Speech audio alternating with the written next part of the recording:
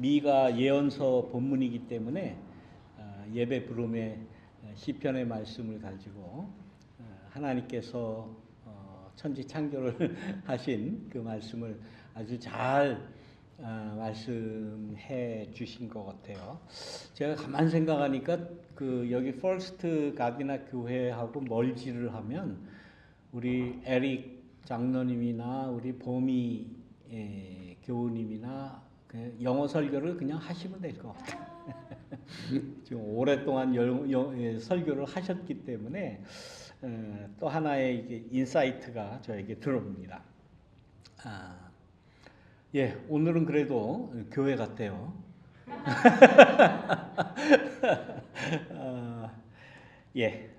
오늘 말씀. 저는 지난주 중에 한 가지 조금 충격적인 소식을 친구로부터 받았어요.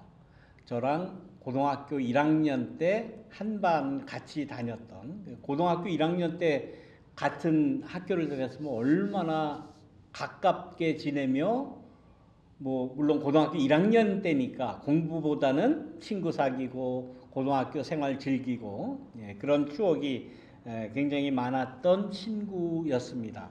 굉장히 친했기 때문에 제가 다니는 교회에 인도를 했어요. 그래서 교회도 나왔고, 고등학교 1학년 때니까 그 교회 오면은 이제 여학생들이 있잖아요.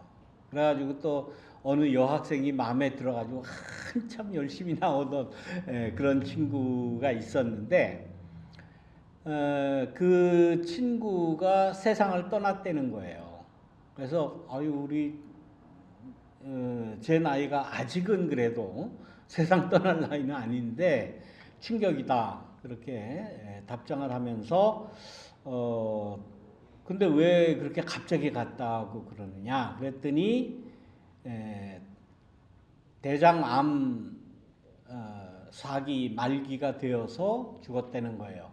그런데 그 친구가 결혼은 했는데 이제 자녀가 없었답니다. 그래서 와이프한테 절대로 내가 아프다는 말 하지 마라. 누구한테도 하지 말고 내가 죽으면 알리지 말아라. 그리고 조용히 이렇게 세상을 외롭게 떠났다는 소식을 듣고 굉장히 충격적이었습니다. 물론 고등학교 1학년 그 이후에는 그렇게 가까이 대할 수 없었고, 제가 80년에 이제 군대를 갔고 90년에 미국을 왔고, 그러니까 거의 45년 이상 관계가 없던 친구예요. 그러나 고등학교 1학년 때는 굉장히 가깝게 친하게, 그리고 또 교회까지 인도를 하고 했던 그러한 그 친구였기 때문에 좀 충격적이고 마음이 아팠습니다. 근데 이 친구가 고등학교 1학년 다닐 때부터 물론 철없는 고등학교 학생 때였기 때문에 그런지 자기는 군대 간다는 거예요. 자기는 군인 된다는 거예요. 군인이 그렇게 좋대요. 그래서 고등학교 1학년 때부터 이 친구의 별명이 이중사였어요. 이름이 우현인데 고등학교 때부터 별명을 이중사로 지었어요. 장교도 싫대요, 자기는. 꼭 중사로, 하사관으로 가서 중사가 되어서. 이게 미국에서는 서전트라고 그러나요? 아무튼 그래서 고등학교를 졸업하고 진짜 군대를 갔어요. 하사관으로 들어가서 중사가 됐더라고요, 진짜. 그런데 그렇게 군대를 좋아하고 군대 간다고 그런 친구기 때문에 군대를 갔는데도 공수부대를 갔어요. 그러니까 가장 훈련이 세고 가장 특별한 임무를 감당하는 데는 공수부대를 갔어요. 제가 80년에 대학교 2학년까지 다니다가 그 다음에 80년에 군대를 갔습니다. 80년 2월 달에. 그러니까 80년 2월 달 군대에 갔다 그러면 가장 민감하고 가장 무서울 때였어요. 바로 몇 달 전에 박정희 씨의 사건이 있어서 박정희가 죽었어요. 그리고 비상계엄이 떨어졌어요.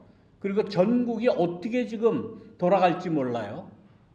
서울에서는 서울의 봄이다 그래가지고 삼김씨가 나왔죠. 김대중, 김영삼, 김종필 뭐 이래서 대통령이 죽었으니까 누가 대통령 되느냐 뭐 이거 가지고 뭐 하루도 조용할 날이 없을 그 서울의 봄이 있었던 딱 그때에 제가 군대를 간 겁니다.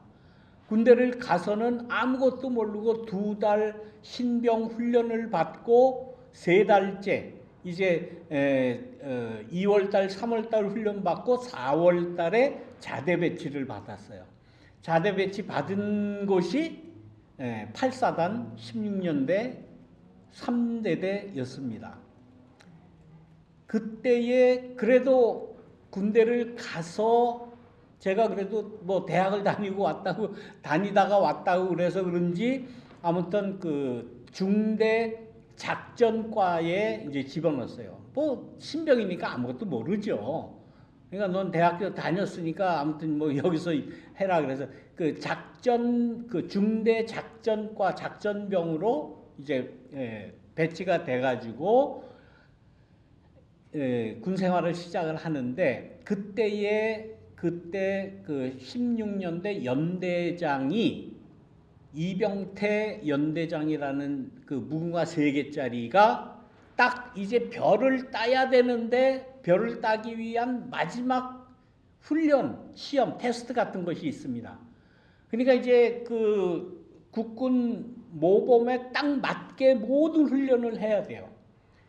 10박 11일 훈련을 나가는데 그냥 보통 때 훈련은 그냥 총 메고 그 실탄 같은 거 안 들고 이렇게 그냥 가요. 물론 뭐 배낭 메고 무기 포 다 쥐고 뭐 이렇게 가는데 이건 대령이 별따는 마지막 테스트 시험이기 때문에 굉장히 엄격하게 그 규범 FM이라고 하는데 필드 매뉴얼 FM대로 딱 맞춰야 되는 그런 훈련. 얼마나 힘든지 모릅니다. 10박 11일 동안에 잠을 며칠 못 잤어요. 계속 행군하고 행군도 그냥 하는 것이 아니라 탄약 1기술을 다 몸에 지니고 훈련을 하는 거였어요.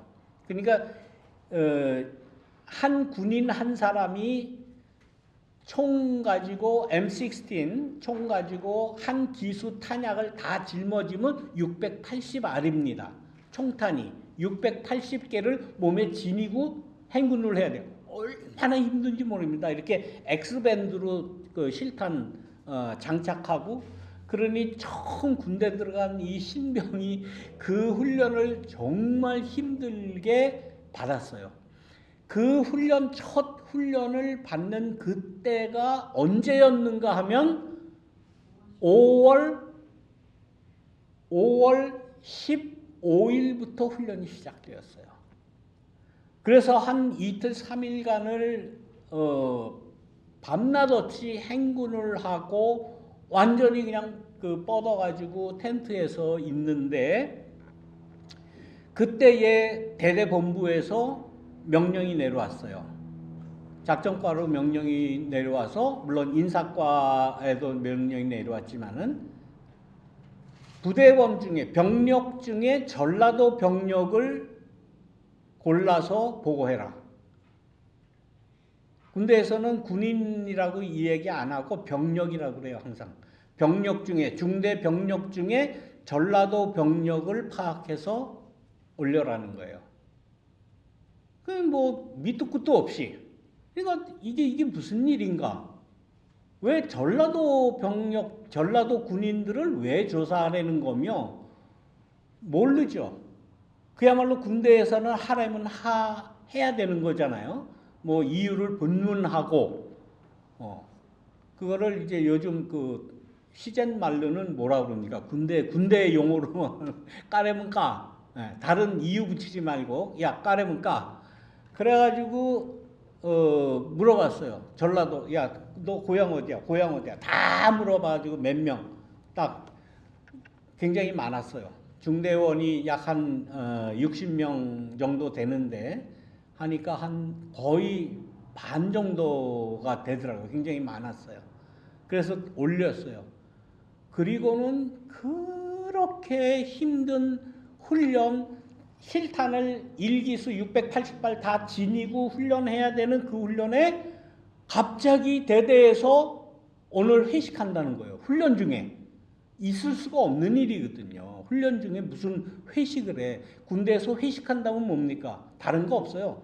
그 5갤런짜리 통에 그 막걸리 넣어가지고 그 막걸리가 세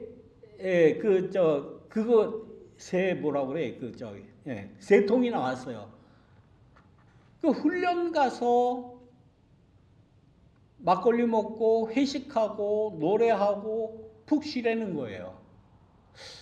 도대체가 이게 군대 훈련이 이런 건가? 이렇게 힘든 걸며 훈련 가면 이렇게 먹고 마시고 노는 건가? 구분이 안 됐어요. 저는 신병이니까.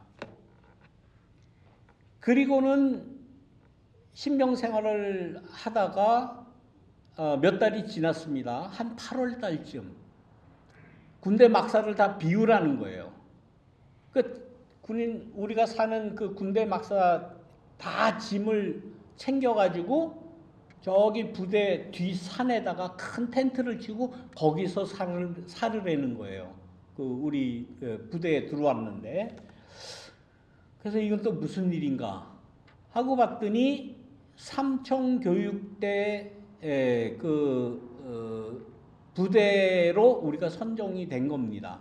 그래서 우리 부대원 중에 삼청교육대 그 조교도 뽑고 좀 등치 크고 좀 이렇게 군생활 오래 한 그런 고참들을 중심으로 삼청교육대 조교를 만들어서 빨간 모자 씌우고 계급장 다 띄고 계급이 뭔지 이름이 뭔지 모르게 하고 빨간 모자만 씌워가지고는 삼청교육대 교육장으로 만들었어요.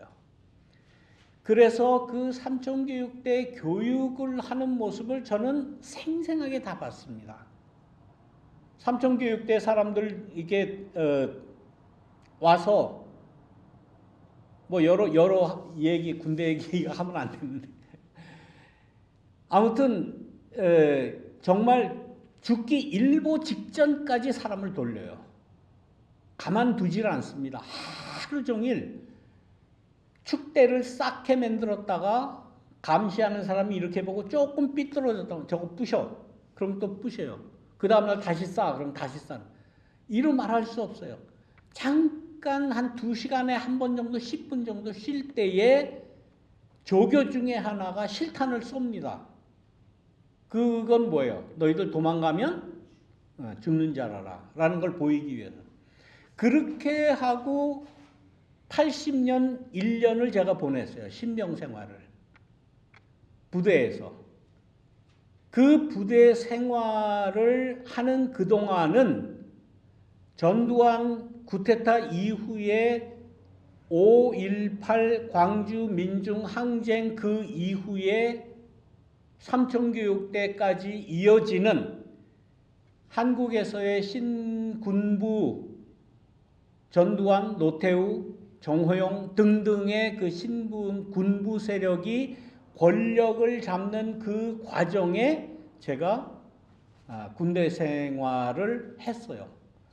그때까지는 신병이기 때문에 아무것도 모르죠. 왜 이러는지, 군대가 이런 건지.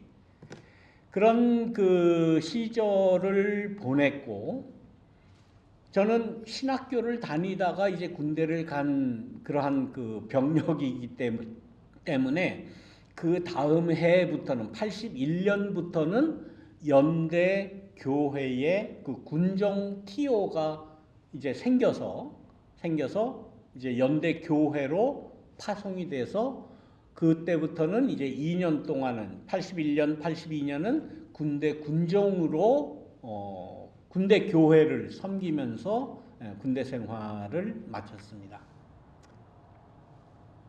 그런데 제가 그 1년 동안 부대에서 생활하는 동안에 제가 그 부대 바깥에 나가면 나갈 수 있는 그 조그만 읍이 있는데 거기가 일동이라는 곳이에요. 지금 뭐 일동 막걸리로 유명하죠. 네, 일동 막걸리.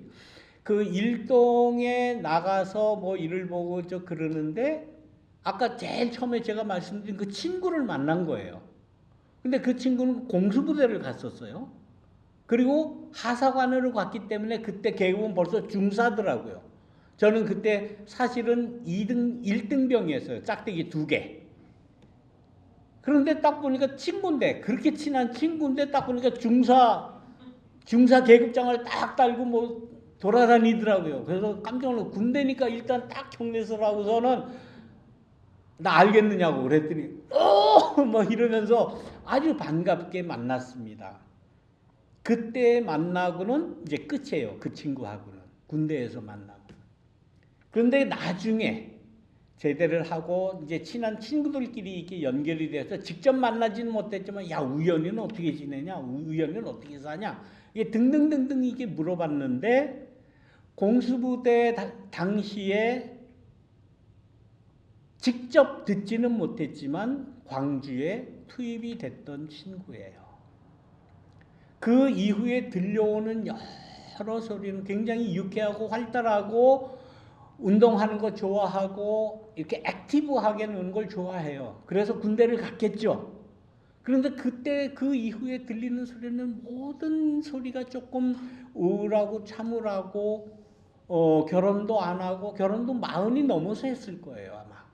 그리고 또 결혼했는데 자녀가 없었고 들리는 많은 소리를 종합을 해보면 정상적인 생활을 하지 못했다라고 저는 생각이 들어요. 아, 이 친구가 군대에 가서 그렇게 어렸을 때 철없이 나는 군인 되겠다, 군대 가겠다, 공수부대 가겠다, 중사 되겠다 그러던 그 어렸을 때의 그 꿈이 군대 가서는 이게 꺾였구나라고 예측할 수밖에 없는 그러한 여러 정황들을 소식을 통해서 많이 들었습니다. 그런데 그 친구가 지난주 중에 먼저 세상을 떠났고 이미 장례도 다 치러졌고 친구들한테는 장례가 다 마쳐진 다음에 자기 소식을 알렸다라는 그 소식을 듣고는 굉장히 침울했습니다. 아마 이 친구가 분명히 군대 공수부대로 갔고 광주에 투입이 돼서 얻은 그 트라우마가 이루 말할 수가 없었다라고 물론 추측을 합니다. 아마 그랬을 것 같아요. 광주 민중항쟁이라고 제가 말씀드리면 서로 불편해요. 벌써. 괴로워요. 5월 18일이 되면 우리 한국 사람들은 이 이야기를 안 할 수가 없습니다. 우리 그 교회 다니는 사람들은 제사 잘 안 지내죠. 뭐 저도 평생 집에서 제사 지낸 적이 없어요. 그래서 제사 지내는 사람들은 어떻게 제사를 지내는지가 상당히 궁금해요. 그래서 이제 이러저러한 모양으로 제사 지내는 사람들의 이야기, 친구들의 이야기를 듣기도 하고 뭐 그러는데 제사라는 게 뭡니까? 조상님, 부모님을 기억하고 추모하고 이러는 거 아니에요? 좋은 의미예요. 그리고 그 날에는 모든 가족들이, 자녀들이 다 그날만큼은 모이는 것 아닙니까? 그래서 부모님을 생각하고 제사를 지내고 그리고 정성스럽게 차려진 음식을 다 나누어 먹고 남은 음식은 다 나누어서 서로 싸가지고 가서 또 먹고 의미는 굉장히 좋습니다. 그러나 실제로 제사 지내는 집들의 이야기를 들어보면 그렇지 않더라고요. 많은 가정이 그날 모여서 대부분 싸워요. 물론 누가 음식을 차리느냐, 누구가 왔느냐, 누가 왜 안 하느냐, 왜 저랬느냐 그런 이유도 있지만은 부모와의 그 관계에서 느끼는 자녀 각자의 생각이 다 틀린 거예요. 왜 나는 사랑해주지 않았나? 얘기 들어보면 정말 어린 아이 같은 유치한 그러한 이야기들이에요. 엄마는 왜 나를 그렇게 미워했을까? 왜 나는 내 동생만 사랑하고 아니면 내 형만, 내 언니만 사랑하고 난 왜 이렇게 미워했을까? 왜 나만 그렇게 때렸을까? 그런 것만 생각하다가 보니까 그렇게 모두가 다 즐거운 자리가 되지를 않아요. 싸우더라고요. 대부분 싸워요. 그리고 마음이 괴로워요. 제삿날만 오면 괴로운 거예요. 마음이. 그렇다고 안 갈 수도 없고. 똑같아요. 5.18 광주 민중항쟁이라고 저는 이야기를 하는데 정부의 공식적인 그 날의 이름이 뭡니까? 지금 공식적인 이름. 광주 민주화 운동. 그전에는 뭐라고 불렀어요? 광주 사태. 1980년 5월 달에 있었던 광주에서 있었던 그 사건을 놓고 다 나름대로의 추억이 틀리고 나름대로의 기억이 틀리고 나름대로 추모하는 사람이 있는가 하면 증오하는 사람이 있고 저거는 북한에서 침투돼서 저런 일이 벌어졌다라고 평가하는 사람도 있고 다 각자가 그 한 사건을 두고 다 틀립니다. 왜 이렇게 틀릴까? 자기가 나름대로 바라보는 시각이 다 틀리기 때문에 그래요. 그래서 그 날이 오면은 부모님 제삿날 모이는 자녀들이 부모에 대한 추억이 다 다르듯이 부모에 대한 평가와 부모에 대한 그 은덕을 생각하는 그 농도가 다 틀린 거예요. 그러나 그 날은 우리가 기념할 수밖에 없다는 사실. 그거를 이해를 해야 된다는 거예요. 서로가 이해를 하고 하나씩 맞추어 가면서 우리 엄마가 우리 아버지가 이렇게 우리를 사랑했구나라는 생각을 하나씩 생각을 고쳐가야 되는 거예요. 아, 내가 잘못 생각했구나. 아, 내가 조금 너무 분별 없이 생각했구나 라고 조금씩 맞춰가야 하는 것이 우리들이 할 일입니다. 오늘 예언자 미가의 본문을 제가 선택을 했어요. 이 본문에 나오는 말씀은 이 미가라고 하는 이 선지자는 약 BC 700년쯤에 히스기야 왕 때에 활동하던 예언자라고 알려져 있어요. 그러나 정확한 연대는 알지 못합니다. 연대가 중요한 것이 아니라 그 당시에 이 미가라고 하는 예언자의 예언의 내용이 뭐냐 하는 거예요. 뭘 얘기했느냐?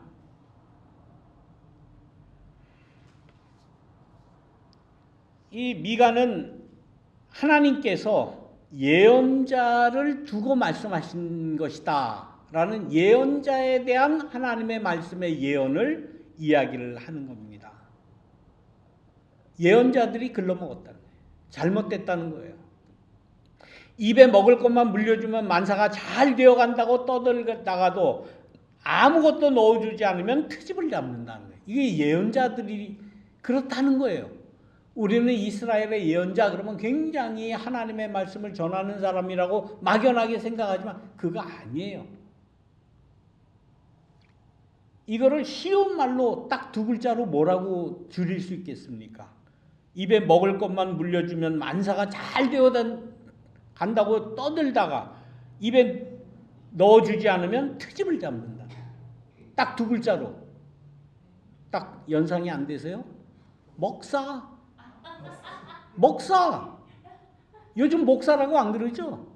돈만 밝힌다고 먹는 것만 좋아한다고 돈 갖다 주는 거면 받기 좋아한다고 그래서 뭐라 그래요? 목사라고 그러잖아요.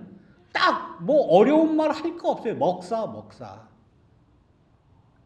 이게 예언서 안에 들어가 있는 내용이에요. 미가라고 하는 예언자는 나는 하나님의 예언자네, 잘났네, 이런 말 난 못하겠다는 거예요.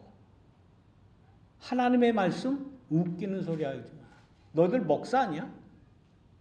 입에 들어가는 것만 바라는 그런 거 아니야? 계속해서 이어져요. 그 목사들 때문에, 그 거짓 예언자들 때문에 세상이 깜깜해졌다는 거예요. 앞을 내다볼 수가 없는 거예요. 이게 요즘의 이 개신교의 상황하고 비슷해요. 또 이게 어둡고 진짜 침침한 제삿날 부모님들에 대한 아주 안 좋은 추억만 이야기하는 그 아들, 딸과 같은 그러한 심정이죠. 제가 이런 말씀을 드리면 왜 저렇게 이야기를 할까? 아니, 사랑을 많이 받던 아들, 딸들은 우리 어머니 참 그 훌륭하신 어머니, 아버지였고 우리가 효도를 다했고 참 행복한 가정이었는데 왜 부모님의 그렇게 안 좋은 추억을 가지고 있느냐라고 제삿날을 불평하는 그러한 심정이에요. 저도 지금 이런 말 안 하고 먼저 이야기하듯이 만사가 잘 돼간다, 은혜 받았다, 우리 하나님의 사랑 받았다, 이런 얘기만 하면 얼마나 좋아.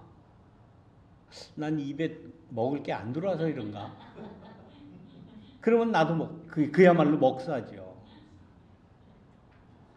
그런데 이 말씀이 성경책 안에 들어가 있다는 사실은 이건 부인할 수 없어요. 하나님의 말씀, 성경 말씀, 예언자의 말씀이 그냥 그렇게 달콤하게 하나님의 사랑, 하나님의 은혜, 하나님의 축복, 하나님의 인도하심, 하나님의 위로, 하나님의 병 고쳐주시는 거, 잘 살게 해주는 거, 이런 것만 이야기하지 않는다는 거예요. 성경 말씀이. 이 말씀 본 적 별로 없으시죠? 솔직히 말해보세요. 이거 찾아본 적이 있으세요? 안 찾아봤죠? 모르시죠? 성경의 말씀이에요. 그런데 목사들이 이 얘기를 안 해. 왜? 괴롭잖아. 주일날 한번 교회 나오기도 힘든데 나왔는데 그냥 또 저런 소리만 하고 있다. 그래서 목사들은 이런 얘기 안 합니다. 미가서 안 봐요. 미가서 예언자가 어떤 사람인지 소개 안 해요. 더더군다나 그 내용은 절대 이야기하지 않아요. 그러면서 모든 만사가 잘 돼간다. 우리가 신앙생활하면, 우리가 교회 섬기면, 헌금 많이 잘 내면 만사가 잘 되어간다라고 떠드는 게 목사들이 하는 일이었어요. 그런데 그것만 이야기하면은 그야말로 목사가 되는데, 이 미가와 같은 예언자들은 그런 얘기만 하지 않았다는 거.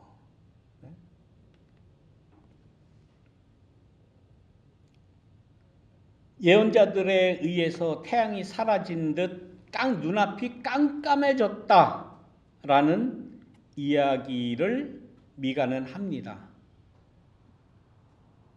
앞날을 내다본다던 것들이 창피를 당하고 내일을 점친다는 것들이 쥐구멍을 찾는다.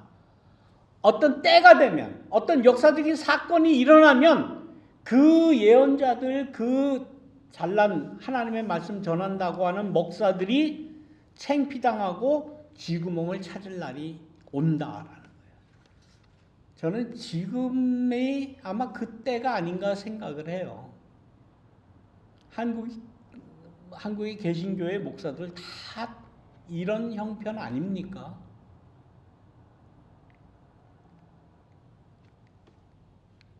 쥐구멍 찾죠, 지금. 아무 이야기도 하지 않죠. 지금은 그냥 조용히 있죠.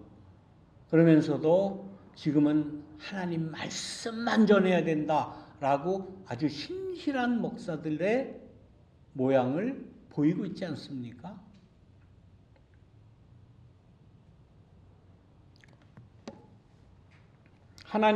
하나님께서 대담하시지 않는데 누가 입을 열겠느냐?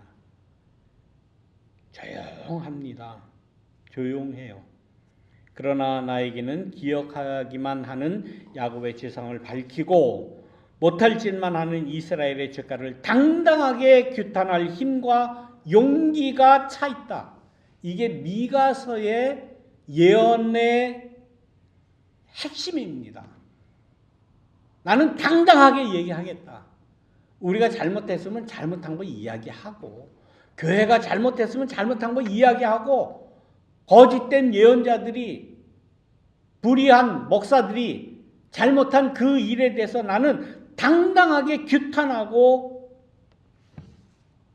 폭로하고 그 죄가를 이야기할 힘과 용기에 차 있다. 이게 구약 예언자들의 가장 정확한 모습입니다. 올바른 모습이에요. 예언자는 다른 거 하는 사람이 아닙니다. 이거 하는 사람이에요. 미가라는 예언자는 농부 출신이에요. 농촌에서 농사를 하면서 그 농사를 하는 그 노동자들, 농민들의 어려움을 대변했던 예언자예요. 그래서 이 예언자들은 우리가 알듯이 무슨 교회의 사제, 신부, 오늘 새벽 2시부터 로마 캐톨릭 로마 성 베드로 광장에서 뭐 했습니까? 레오 14세 취임식을 했어요. 교황 취임식을. 저는 2시부터 일어나가지고 다 봤어요. 4시까지 2시간 동안. 그 모자 쓰며 가운 입고 하는 모든 예식하는 거 다 이렇게 보니까 결국은 성경 말씀 읽고 그 성경에 대한 간단한 설교하는 것으로 그 취임식이 맞춰지는데 그 모양이 얼마나 화려하고 얼마나 장엄하고 정말 멋있는지 모르겠어요. 그게 근데 왜 필요해? 그게 뭐 그렇게 필요할까? 물론 하나의 종교의 예식으로서 뭐 이런 의미가 있고 저런 의미가 있고 뭐 향은 왜 피우고 뭐 성수는 왜 뿌리고 거기 성찬식은 뭐하고 뭐 다 이 옷은 뭐 뭘 상징하는 옷이며 다 이유가 있고 뭐 다 있겠죠. 그게 뭔 소용이 있냐고요. 뭔 그게 옛날에 예언자들 그런 거 아무것도 없어요. 미가 예언자는 그냥 노동할 때 입었던 그 땀내 나는 그 농부의 옷 입고 다니면서 하나님의 말씀을 이렇게 전한 겁니다. 예언자들이 그런 거예요. 예언자들은 무슨 뭐 옷 입고 그렇지 않아요. 이스라엘 옛날에도 제사장 그러면 제사장이 입는 옷이 있습니다. 에봇이라고. 에봇을 보면 물론 글로 레위기에 뭐 이렇게 에봇을 만들어야 된다. 여기 보석 12개를 박아요. 여기 앞 판에다가 뭐 무슨 보석, 황옥, 뭐 무슨 보석 12가지 보석을 단 패를 이 앞에 하고 뭐 모자는 어떻게 쓰고 뭐 옷은 어떻게 만들고 아주 자세하게 세밀하게 나옵니다. 그건 뭘 이야기하는 거예요? 어떤 제사장이 가지는 권위를 이야기하는 거죠. 유대교의 종교로서 의례로서 의전으로서 나타나는 제사장의 권위를 나타내는 거예요. 그걸 입어야, 그 지팡이를 쥐어야, 그 모자를 관을 써야 하나님 앞에 제사드린 제사장이구나 라고 많은 사람들이 그 옷 입은 것만 보고 그냥 가서 머리를 조아릴 수밖에 없는. 그러나 예언자들은 뭐냐? 그런 거 없어요. 옷 안 입어요. 그냥 자기가 활동하던 자기가 일하던 그 삶의 현장에서 하나님의 말씀은 이렇다 저렇다. 그래서 나온 말씀이 미가서의 말씀입니다. 그러니까 제도권 종교에 늘 갈등을 겪을 수밖에 없는 거예요. 의견이 늘 틀릴 수밖에 없는 거예요. 왜? 제사장은 자기네들의 종교적인 권위를 나타내야 칭송받고 돈도 많이 벌고 그런 것 아닙니까? 예언자들은 그런 거 아니에요. 예언자들은 그냥 평범한 사람입니다. 평범한 노동자들이에요. 그러나 나름대로의 하나님의 말씀을 받아서 그 하나님의 말씀을 전하던 사람이에요. 그러니까 어디 가서 무슨 취임식하고 뭐 어디 가서 뭐 예언자 시험 봐서 패스 그런 거 아니에요. 그냥 보통 사람들이에요. 말하자면 현대의 예언자들은 누구냐? 현대의 그럼 지금의 예언자들은 누구냐? 아마 목사들은 다 내가 예언자다 다 그렇게 이야기를 할 겁니다. 그거 아니에요. 현재 지금 일어나는 이 역사에서 이 역사를 가능하게 하는 그 일을 하는 실제적으로 자기의 몸을 들여서 일하는 노동자, 농민 등등 여러 일하는 사람들이 그들 중에 하나님의 뜻을 몸소 삶으로써 실천하는 사람이 예언자예요. 종교가가 아닙니다. 예언자들은. 대표적으로 미가가 그런 사람이에요. 그리고 또 한 사람 든다면 아모스. 아모스가 그런 예언자들이에요.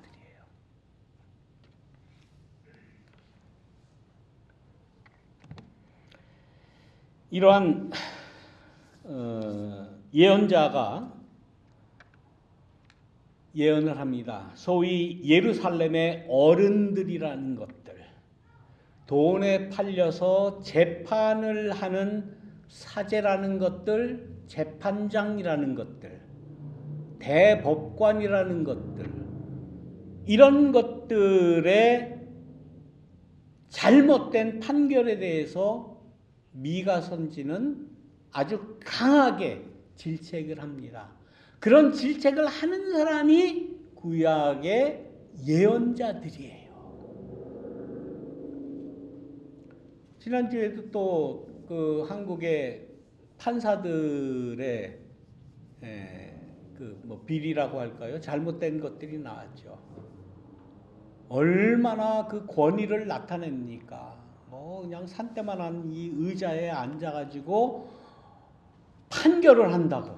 그래서 한 사람을 그냥 죽이기도 하고 살리기도 하고 그러면서 내가 말하는 것이 법이다. 내가 말하는 것이 신의 뜻이다. 뭐 이래가면서 판결을 한다고 멋있는 가운 입고 큰 의자에 법대에 앉아가지고 그렇게 판결을 하는데 뒤로 가서는 밤에는 어디 룸사롱에 다녔다는 거 아니에요.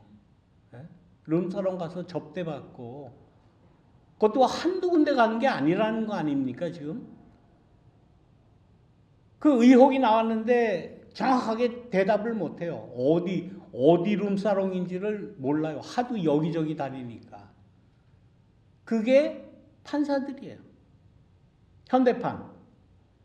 미가 예언자 같으면 이러한 이 판사들을 강하게 하나님의 뜻에 의해서 지적을 하는 겁니다. 그러고 보면 그 옛날이나 지금이나 뭐 나는 판사네, 나는 뭐 법을 전공을 했네, 어느 서울대 법대를 나왔네, 내 말이 모든 사람이 내 말 앞에 꼼짝을 못하네, 한 사람을 죽일 수 있고 살게 다 필요 없는 거예요. 다 필요 없는 거예요. 거기에 권위가 어디 있습니까? 거기에 따라야 될 책무가 어디 있습니까?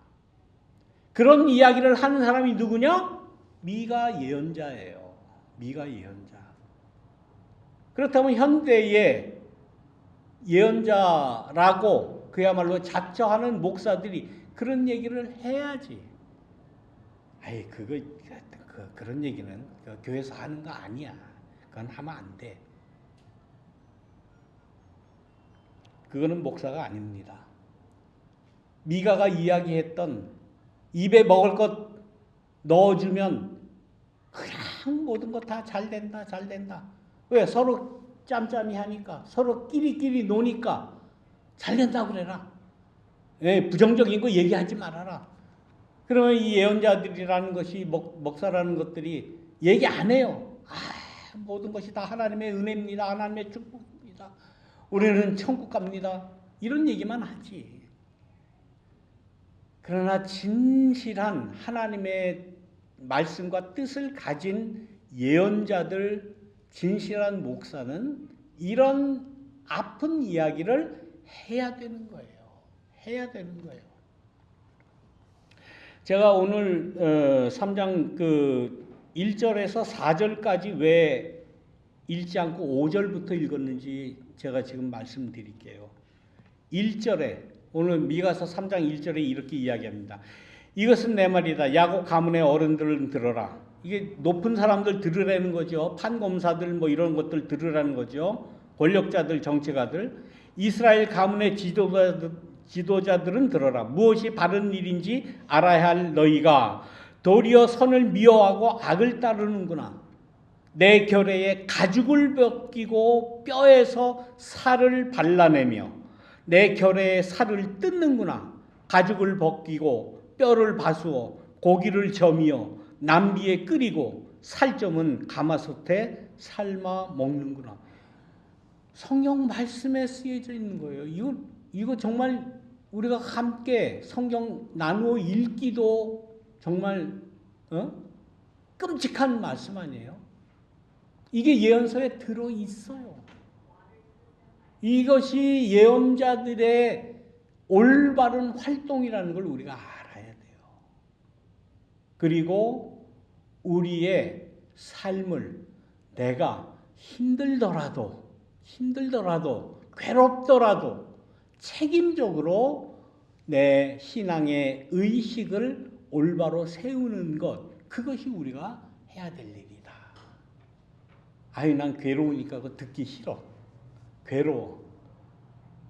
하나님 앞에 예배 드리는데 그런 얘기 하는 거 나 싫어. 제삿날 서로 싸우는 그런 형제와 같은 그런 마음을 가지면 안 된다라는 말씀입니다. 오늘 5월 18일 딱 그날입니다. 80년, 지금부터 45년 전 80년 광주에서 일어났던 민중 항쟁에 대한 올바른 역사적인 평가와 의식을 갖자라는 그러한 의미였습니다. 시간이 많이 지나서 죄송합니다. 이것으로 말씀을 마치겠습니다. 기도합니다.